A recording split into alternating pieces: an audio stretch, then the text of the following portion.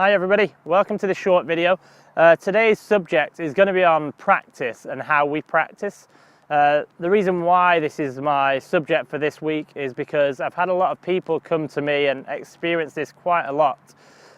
Is people ask me why on the driving range they can hit it really well. They don't struggle with any particular shot on the driving range, or perhaps when they're on the putting green, or even chipping green for that example, but then when it comes to the golf course, they struggle with the same type of shot, but they struggle more on the golf course than it is on the driving range. Now, the first question I ask you, if this is the case, is how are we practicing?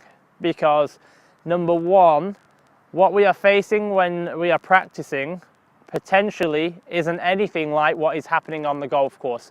There are two types of practice. This is block practice, where we have to get those repetitions in if we are trying to work on a new move. So say if we're looking at certain positions in the golf swing that we're trying to improve on, then fair enough, block practice, getting those repetitions is important.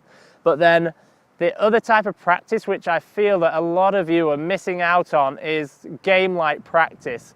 So where the environment isn't fixed. So what I need you to try and incorporate into your practice is some emotions, so more like frustration, if there's a chance of failure, a chance of succeeding that makes you feel good, because they're the types of emotions what we get out on the golf course. Okay, so we have to set up a challenge. Now, there are lots of different challenges we can do, whether it be on the driving range, chipping, putting, generally, or even on the golf course that we can do. So if you want to get in touch and hear more of these ideas, please contact me on my mobile number or my email. But I will be sharing with you a few different ideas as the weeks go on that we incorporate into our group coaching. When I say group coaching, I'm not talking about the type of coaching where I'm standing there telling everybody how to do a certain move or how to do a certain shot. It might be me fixing the environment to enable you to find a way to achieve the same results.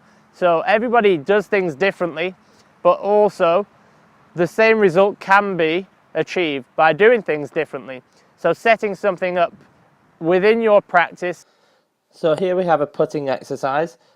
We've got some red markers around the hole, probably about 6 to 8 inches away from the hole in a semicircle. Then we have another semicircle further out with yellow markers, and again another 6 to 8 inches. And then I have 6 stations, all 5 feet apart from each other. And the aim of the game is to try and get the ball to finish into the hole, or finishing inside that dustbin lid that we've heard before. Now you start off on the first marker, and if you get your ball in the hole, you then skip 2 markers, and then you go, so effectively you go back 3. Now if you was to get the ball inside the red markers, you go back 2, and if you get the ball inside the yellow markers, you just go back 1. Now if you was to miss the markers and not get that ball to finish inside the semicircle, you then have to go forwards 1, so you have to go back closer to the hole. Now the idea here is you have the element of disappointment, especially when you get to that last go and then you don't get it, because it can become quite hard, especially when you could even put some more markers out there, some more stations. You could make the semicircle tighter. So again, it's just another way of trying to engage yourself in your practice. And let me tell you, it's harder than it looks. So give it a go. See how many goes it takes you to finish this.